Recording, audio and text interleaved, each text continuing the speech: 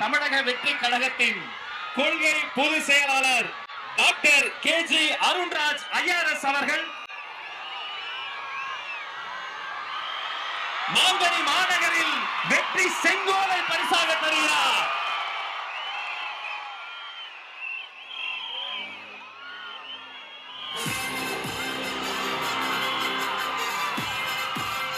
அந்த வெள்ளி செங்கோலோடு சேர்த்து மக்களின் சார்பில் மாங்கனி மாநகரில் மாவட்ட கழக செயலாளர் மக்கள் சார்பில் பொன்னிற செங்கோலையும் தருகிறார்.